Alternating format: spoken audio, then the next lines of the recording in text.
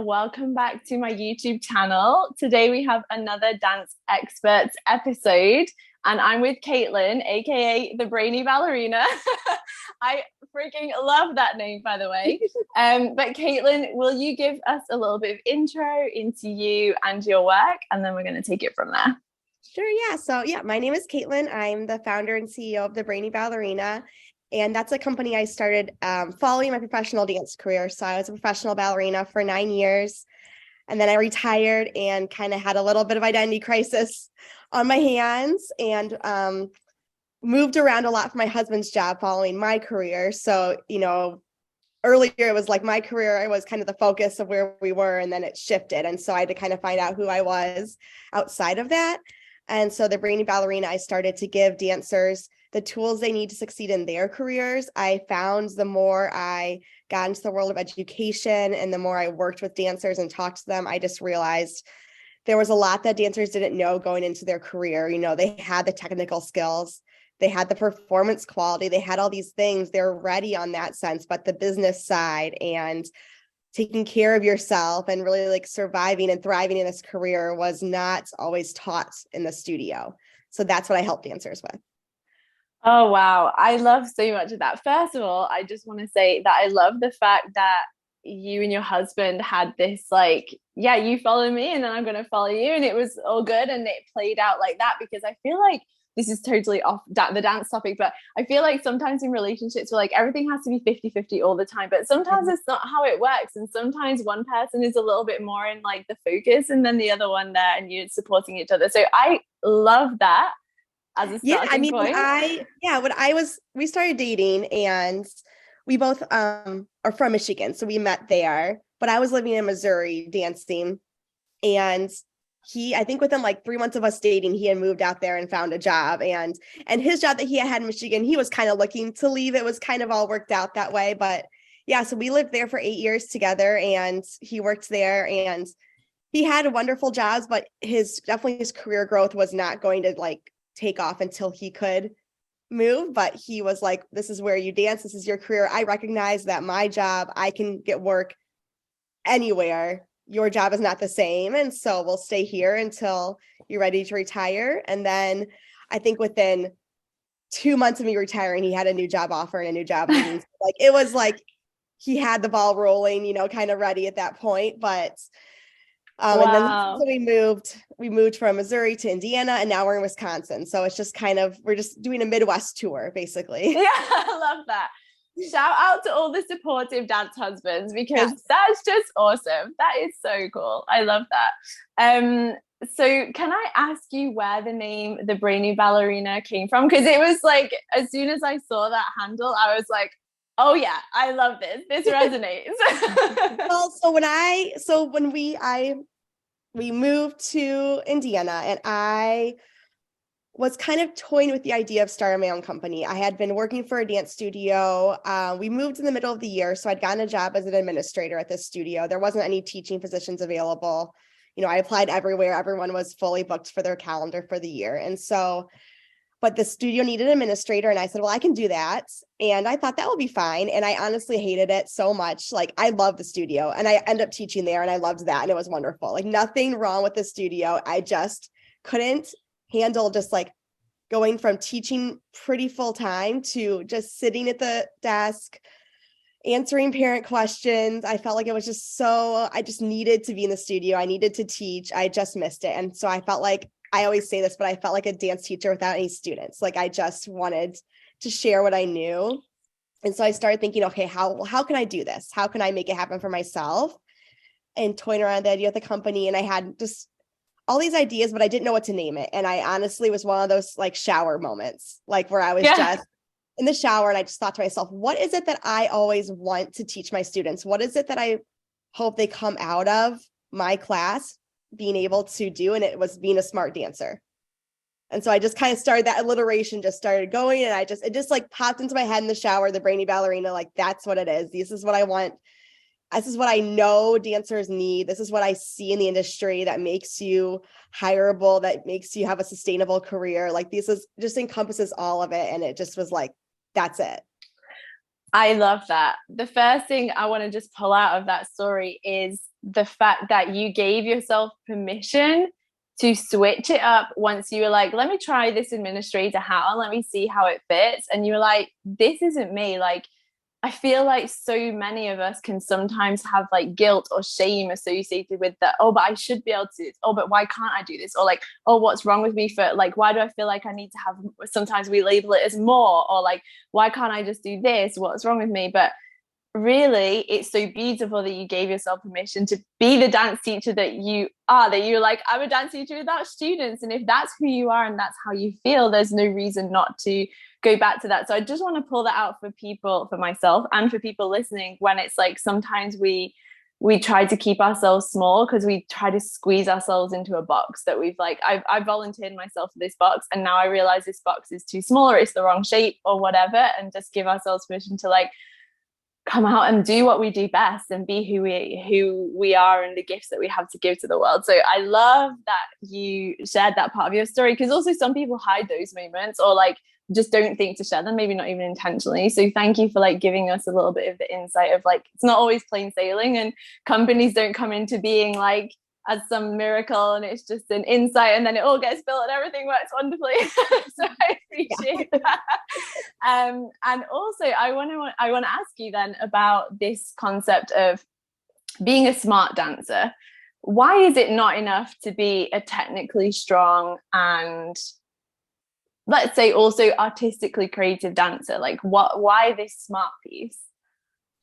I just found throughout my career that was what set me apart and kept me employed, because I'm a pretty technical dancer. Like I think that my technique has always been really clean. And I feel like artistic, like I have all these things, but I was never like the strongest dancer in the room. Like I couldn't do the most turns. I couldn't get my leg the highest. Like I didn't have that maybe like wow factor. You know, I can't do like acrobatics. Like it was like all these things I didn't necessarily have. But what I had was that I like knew what was going on. I could step into any role, you know, like as an understudy, I would be able to be in the room and I would pay attention. I would absorb it. If someone needed an understudy, like I was there. I knew what the counts were. I knew where to be on stage. You know, it's like all of these things that make you just really employable, because companies move fast. Like the dance world is moving fast. And if you have to give a dancer the same correction like so many times, it can get frustrating. You know, like you want dancers in the company who are paying attention, who can pick things up, who can really just be that person that's reliable and dependable. And I think that we don't always necessarily realize how much that is worth to an employer, you know. And it's like, what can you bring to the table as a dancer? That is a huge thing, knowing that you have a dancer on your staff who is going to be at the right place at the right time, know the choreography, be able to help other dancers out, and just be that person that you can really rely on is huge.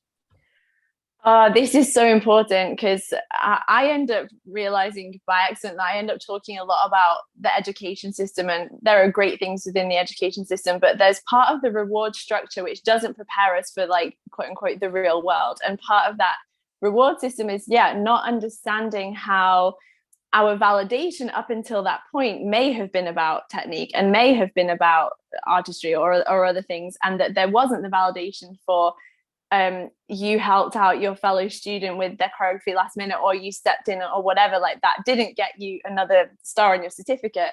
But that now you're saying, but listen, in the real world these things actually are super important and they're valued. It's just that they didn't have a gold star attached within the education system that we came through.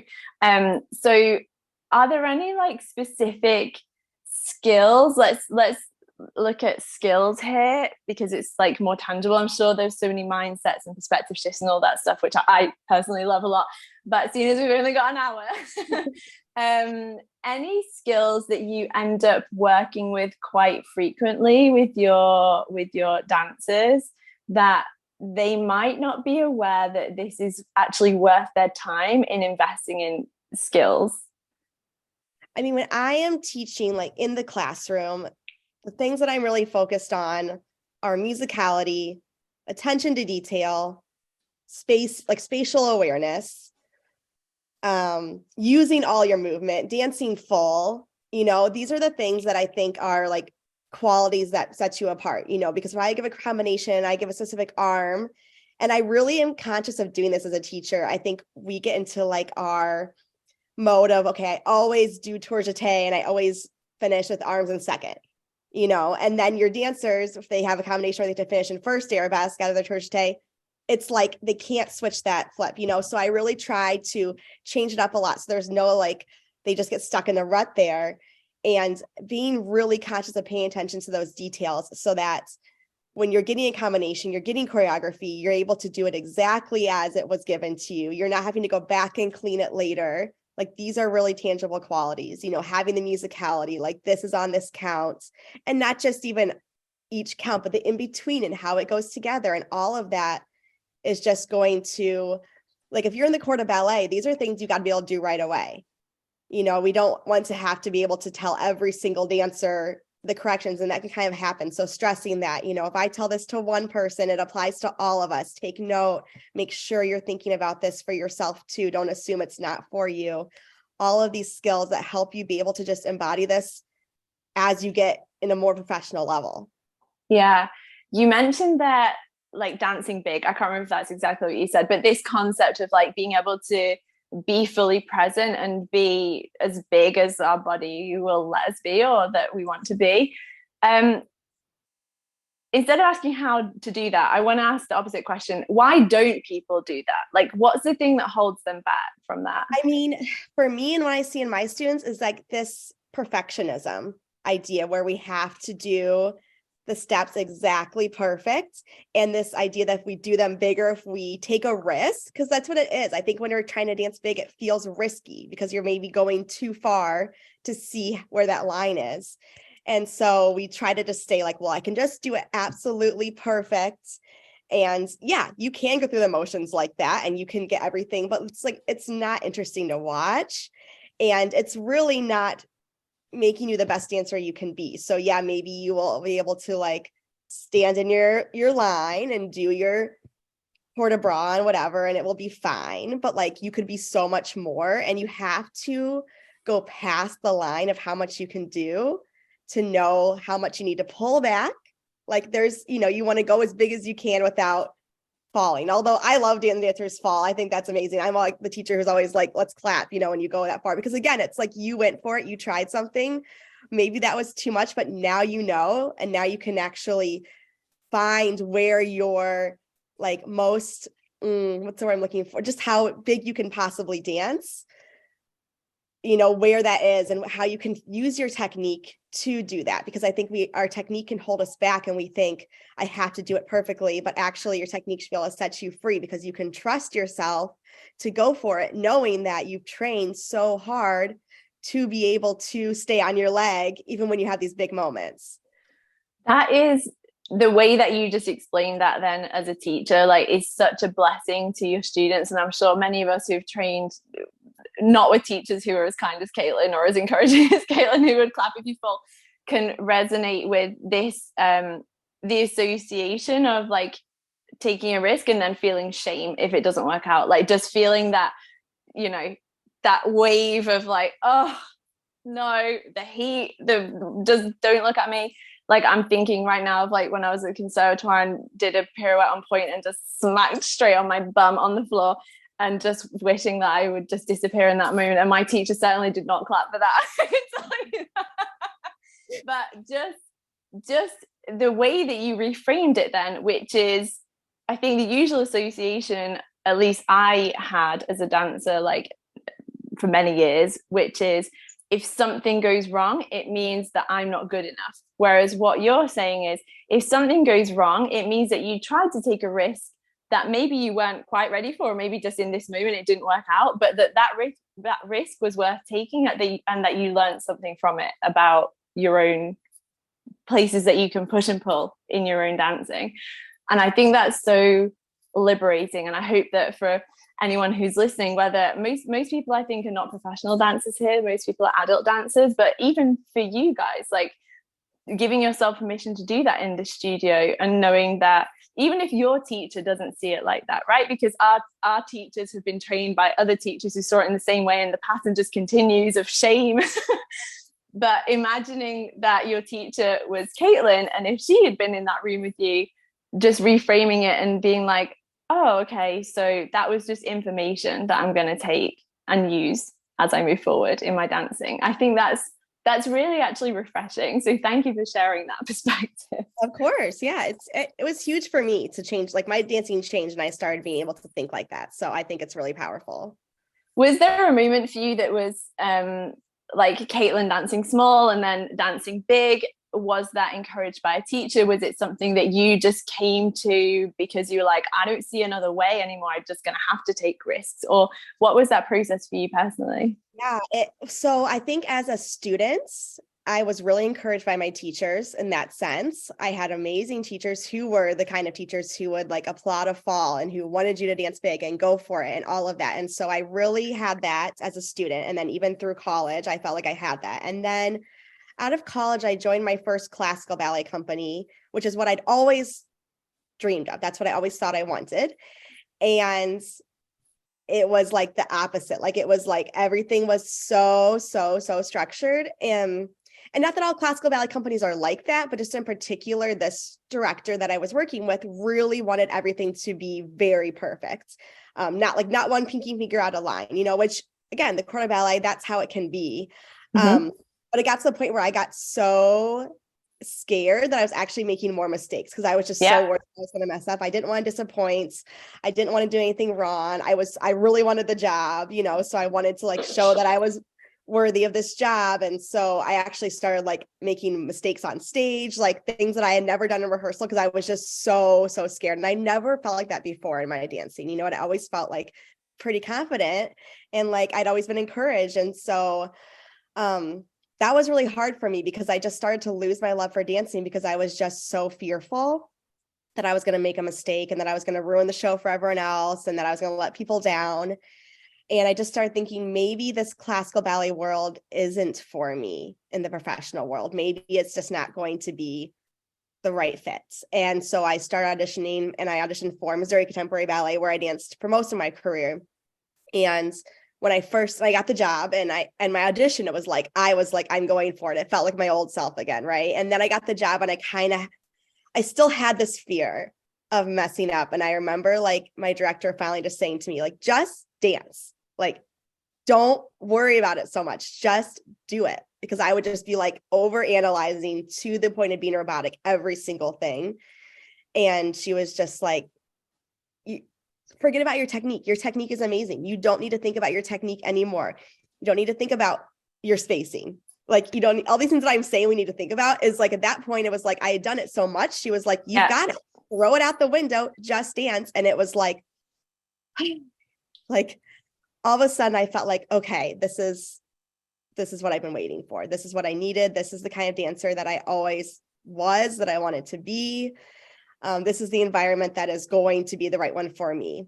And I think everyone's different. And I'm not saying the environment that I was in was bad before. It just wasn't the right one for me. I wasn't thriving there. And I think if they didn't offer me a job, it wasn't like I left on my own, like I didn't have a position there. And so I'm like, that was a good thing, I think, for both of us, because it wasn't the right fit. And at the time it was hard. I was disappointed. But I'm glad I didn't get the position there because I found where I needed to go. It pushed me to be the dancer that I needed to be. Yeah. Again, that story is just like, it feels like a relief to just hear that you can have had a dream from childhood even, and be like, right, finally I'm here. So I better be enjoying this and doing it really well, and not giving ourselves permission again to like check in with like, is this the right environment for me? Am I going to give myself permission to make another choice, or am I going to berate myself for not being who I thought I was supposed to be as an adult, or whatever other stories that we have around ourselves? And I think there's also just a beautiful example as well of how our bodies will react to fear and over analysis and all of that, because like it's so interesting, because why do we think that fear is the right technique to use on dancers. It's so strange because, you know, that's a perfect example of how, no, it dysregulates our nervous system. It makes us more likely to make mistakes, not less likely to make mistakes. And yeah, maybe, and there are some people who probably will deal with that type of environment better if that's maybe the training that they had and they weren't able to be as expressive or as take any risks or whatever, like maybe. But that you gave yourself the permission to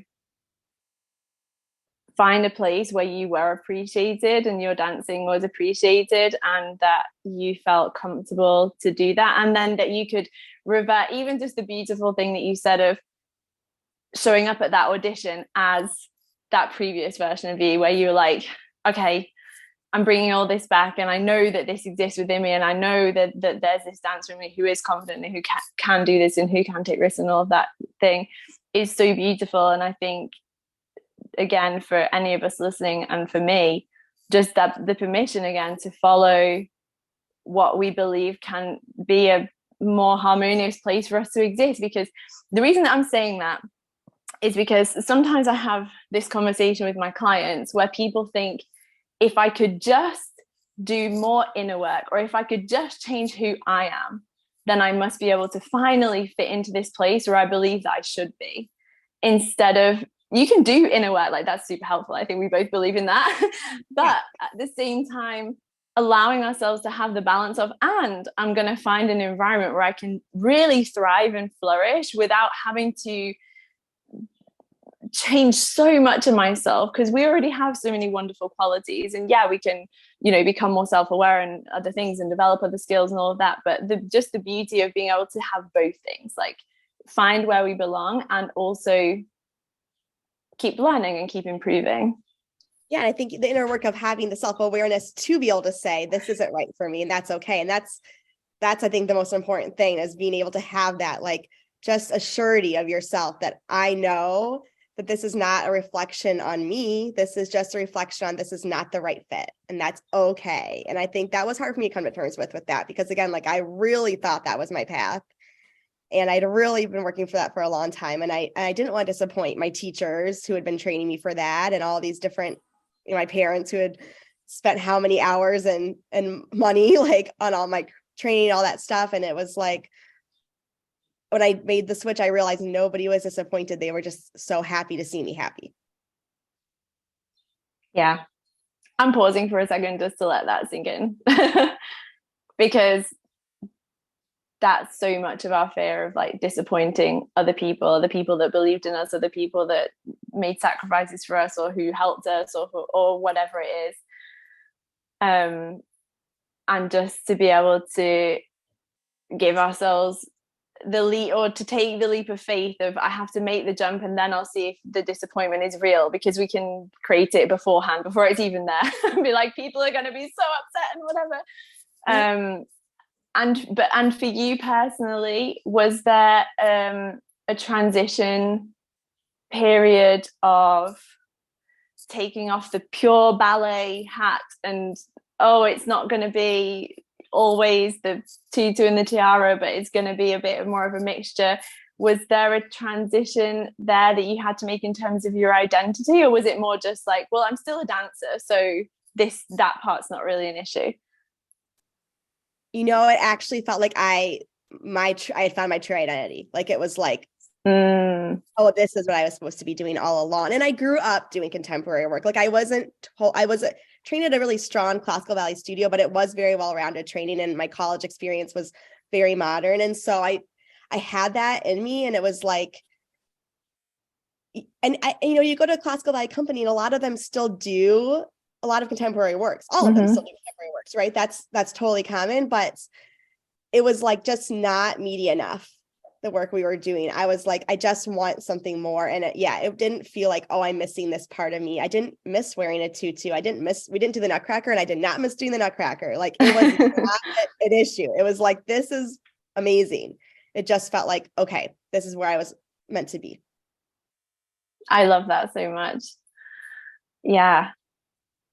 I find it so interesting how many, like, shoulds and things we think, and also just how this reframe of that, because did you say it wasn't your decision to like leave, but it was just the wrong fit and everyone was in agreement with that? Or how I did that mean, go? I was like already auditioning because I just had a feeling that I wasn't getting the position, Okay. and then you have your personal, and um it was kind of like obvious because every dancer who ended up getting a position had their personal before the final performance. Everyone who didn't had ours after. So they waited to Right. talk after the show. And so you just kind of saw those lists and you kind of know. Right. Um, and so I knew at that point, like, yeah, I know they're not going to offer me a position. The director was so gracious, wrote me a recommendation, was so kind about it. It wasn't harsh or anything, but Yeah. it was like, but I think, and I was kind of like, I was going to leave anyways, but if she'd offered me a job, I would have considered it, Mm. kind of thing, Mm-hmm. So it was Yeah. like, I would have had a hard time leaving because I had gotten comfortable. Even if it wasn't right, I still was in a comfortable place. Yeah. And so the change is hard no matter what, whether it's right or not. And so it was like, that was a gift to me, I think, to say, we don't have a position for you here, because then I could say, okay, great. Like, I'm moving on. No, I don't have to think about whether the sliding doors, what could have been. I just know this is not an option. Yeah.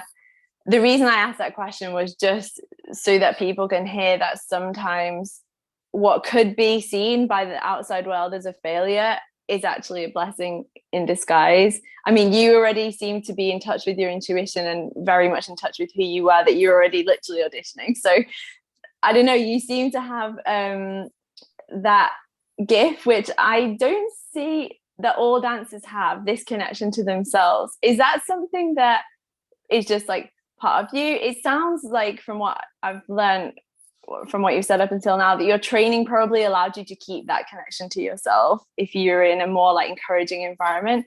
But is that something that you also just cultivated yourself? Is it something that was encouraged by your parents in the school? Is it something that you had to learn a bit later? Like, how do you frame that connection that you have to your actual intuition and to yourself? I think a little bit of all of that. Yeah. My training was definitely, I mean, as a younger dancer, I always rejected the idea that I was going to have to give up everything for dance. I was never okay with that. I didn't want to miss football games, prom, like time with friends, like all these things were important to me. When I was a junior in high school, that summer I had gone to Pittsburgh Ballet Theater for the summer intensive, and they had called me into the office and asked me to stay for the year-round program. And my teacher was like, this is it, you have to go. Like, this is amazing. She was never the kind of teacher who was like, no, you need to stay with me. She was like, wanted all her dancers to fly, to move on to bigger things outside of her. So she's like, this is what I trained you for. You have to go. This is a huge opportunity. And I just didn't want to go. I didn't want to leave my family at 16. I didn't want to leave my friends. I didn't want to move away from home and become like an adult, at that point. Like, I wanted to be a kid still. And then even out of high school, my teacher, again, like, she was like, go audition for companies, you're ready. And I wanted to go to college. And so that was, again, another choice I made as a dancer, where it was like, I'm just not going to ready to sacrifice everything for this career. And I felt like that my entire career. And I don't know. I think that, I guess, looking at it from the outside, you could say that held me back in some ways, because it's like, yeah, what would have happened if I had gone to this training program, or I had, made these other choices? Maybe I would have had a more prolific career. Maybe I would have been a better dancer, but I am overjoyed the way it turned out. It felt like it was perfect for me. And it was because I made these choices that felt right for me, instead of listening to what everyone else thought I should do. Because for me, it didn't matter if I was in the biggest company or I was doing certain like works. I just wanted to be able to dance and be happy and have a life outside of dance. And so that's what I found in my job. And that's exactly what I was looking for. What a blessing to have so clear from such a young age what you wanted out of life, because it's so hard to like, yeah, be in tune with that and to listen to that and have the conviction that to say no to some opportunities isn't me saying no to the possibility of having a career as dancer, because I feel like we make it all or nothing in our heads so often. We're like, if I don't go to this thing, that's it, like I just won't make it, that's it, full stop. Whereas you are living proof that you can still have a career in dance and have balance, which is so beautiful and so needed and so necessary, and something to really be celebrated. And now that you're doing what you're doing now, how do you feel? I mean, you just said that you're at peace with everything, but I'd love to. Hold on one second.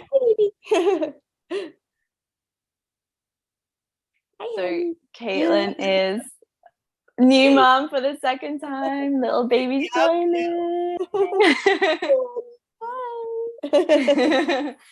So yeah, I would just love to hear from your perspective about having this, like, again, a career change into something that's not being on stage, and how that's been for you, and how you feel about having an identity still in the dance world but not being a dancer, because I find that really interesting. Yeah, and so that was a huge thing for me when I retired from dance. Hold on one second, let me get her situated here. Sure, of course. Hi, honey. So guys, let me just tell you a little bit about, while Caitlin's getting sorted, this transition for me from the dance world. Obviously not, I was dance teaching before, but into coaching. This was a really long process for me, and this is why I ask other people about it, because I'm always interested to hear from other people's perspectives. But it took me a very, very, very, very, very long time to be able to even just give myself permission to do life coaching that wasn't directly related to dance. And I did it like behind closed doors for the first bit. I was just doing it in Madrid, and I was doing relationship coaching like in secret, because I was like, this doesn't fit with the image, or like who I think people think I am, or what people think that, like, what they expect of me. And it's taken me a while. I've had to like very slowly step back from it, and that doesn't mean that I don't care about dance anymore. I very much do, and I love having conversations with people who are still in the dance world, and you know, I'm still kind of one foot in it, but one foot out of it. And it's been an interesting process, but I just want to share that it hasn't been a one day to the other, like, oh, that's it, I'm done, I'm leaving. I've had to do it as a slow progress, and I think that's also okay. I'm just kind of giving myself permission to let that process be okay, because sometimes we think it has to be one and the other, and then we do a big switcheroo and then everything's fine. But I had to do this much more slowly, because my identity had been wrapped in dance for so, you know, since I was like 2 probably until I was 35. So that's quite a long time. Yeah. Yeah, I mean, so for me, I guess I had to go back a little bit, because when I was dancing at Missouri Contemporary Ballet, I was also the school director of the school. And so I had this shift throughout my career where I had gone from teaching on the side because I needed, you know, the income, to all of a sudden being like, I'm actually enjoying teaching more than I am dancing. And that's when I kind of started to think, maybe it's time for me to retire. I knew I wanted to have kids.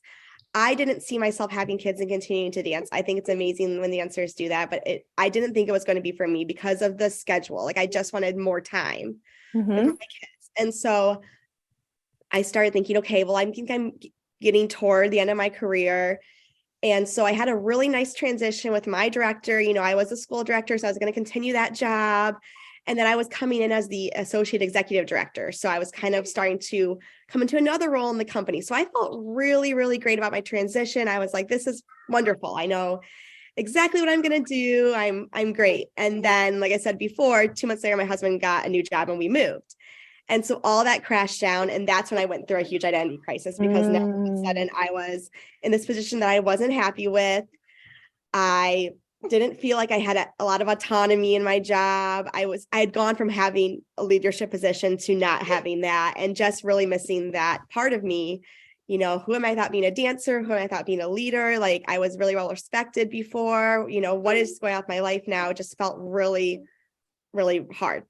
And that's how the Brainy Ballerina came about, because I needed something that was mine, that I could run and be in charge of, and come back to this part of me that was a dancer and that just loved to teach. And then, you know, it started really small, really, really small. It was kind of just a side thing. And then, oh, honey, and the pandemic happens. And I had a 3-month-old in March 2020. And so here I was, a new mom, a whole new identity shift for that too, that I'm trying to figure out. And I felt just like completely lost. Like I didn't know who I was anymore. Everything was just confusing, and so I needed something to grasp onto almost. And that's when I just really started diving into the Brainy Ballerina, because I wasn't teaching anymore. School studios were closed. We ended up moving again 3 months later. It was like, I just needed something that was mine. And that's really when I just went all in. And I just realized that I needed the community too, like with other dancers and seeing people and just being in the trenches with a baby. It was like, I need these are my people. Dancers are my people, and I need to talk to them. I need to relate to them. I need to be in this world still. Like I'm not ready to let it go. And so that's really how I had this transition, and it's still evolving, and now I'm back to another place where I'm trying to balance, work and doing a podcast interview, and I have a baby, and it's like, how am I going to figure this out? But it's just important to me, and I think, there's times I think maybe I should take a step back from my work, and I absolutely have, don't get me wrong, but I also know how much I need it. It's just a part of me, and it's a part of me that I really cherish. And it's something that I think makes me a more full human and a better mom. And I just adore it. I adore working with dancers. It's just been wonderful. And so it's still evolving. I still don't know what's going to happen a year down the road, 2 years down the road, but I'm just really happy with the way that it is growing and the way it's going. I love that so much. And I had a similar realization about being around other people, because building an online business, it can be, you can actually do everything on your own. Like it's theoretically possible, but I realized the same thing, that for me, I need to be able to build in some structures where I'm around other people, because I love this. Like I love this. I love what we're doing now. I love being around other people. Like it's so fulfilling. But the entrepreneur life in and of itself can be lonely, and then add on top of that an online business. And so I love that you, again, this is just shows how self-aware you are, that you were like, oh, I need community. I need to find some other people, and dancers are my people. So I'm gonna like figure out a way to include all of that. I think it's so beautiful. And I'm in the moment right now of like creating the lifestyle where I would like to be able to bring a child into our family. So I'm like hopefully a few years behind you, because I would love like what you've created to be my reality in a few years' time. And it's really interesting questions that you realize that you asking yourself that I'd never asked myself before, like how much of my time is going to be live? How many things can I create that are still of value for people, but I don't need to be present? How do I structure my days? Like there's all these questions that hadn't really come into my mind before that are now kind of front and center. And I find it like so interesting. It's a whole perspective shift, but I'd love to hear from your perspective. Like how did that change for you when you became a mum for the first time? Is it different now the second time around? The thing about babies is that their schedule changes like every single week. And so just when you think you have a routine, then they're on a new nap schedule, or they're teething. So they're really fussy and need more attention or whatever it is. And so that's been the hardest thing for me, because I am a very structured person. I really like schedule. I like to know exactly what I'm going to do. I'm the kind of person who has like my calendar planned out. I put like lunch on my calendar. Like it all has to be planned for me. And so letting go of that has been a very big challenge for me. And so with my first son, my son, when he was born, that was really hard for me, because my whole life changed, right? Everything went from being able to do what I needed to do when I wanted to do it, to all of a sudden feeling like I had no control over my schedule, and so I really resisted that at first because I just didn't know how to let go of that. That was so innate to me. And I'm still working on it, but I will say that, a second time around, now I know better. Now I know you can't really put a baby on a schedule. Like, yes, you have a nap schedule and you have things that work for them and that kind of thing, but they have the mind, they're their own person, they're their own human being. and they need what they need, and you're their person who's going to be there for them. And so I just have to come back to that, like, okay, this is number one, my kids are number one, business is number two. And so some days that means I have to cancel something. Some days that means I have to push something back. Like you said, I've definitely taken a break from one-on-one clients because I just don't have the capacity, but I'm still trying to do my offers that involve, are more passive, where I don't have to be present, so that I can do that when I have time, after bedtime or during a nap or something. I can sneak that in a more flexible way. And so I know I definitely anticipate when my kids are in school someday that I'd love to have like a full-time roster of clients and be able to do that all day long. And that's my dream then, but right now it's totally different. And so I think the biggest piece of advice I would give you or any, hopeful new moms is just, you have to be flexible and it's okay. Like things won't get done and it's okay. And I think I was not okay with that at first. I was like, I have to do this. And then I think I always ask myself now, like, do I have to do this actually? And if the answer is 95% of the time it's no, it might be, I want to. Yeah. But how can I pivot? Question. How can I shift? Yeah. And so that just really helps reframe and just come back to a place of, okay, this is what's most important right now. And it goes so fast. I mean, everyone says that and it sounds so cliche, but my first, I did not realize how fast it was going to go. And this time I'm so innately aware of how, quickly she's growing and how fast she's going to be like crawling and walking any second. And so I'm just, you just blink and it changes. So whether it's hard or good or whatever it is, it's going to change in a week. So you just have to kind of ride it out. I love that. Surrendering more to just like, the natural rhythms of life, and the baby will dictate that in so many ways. Yeah.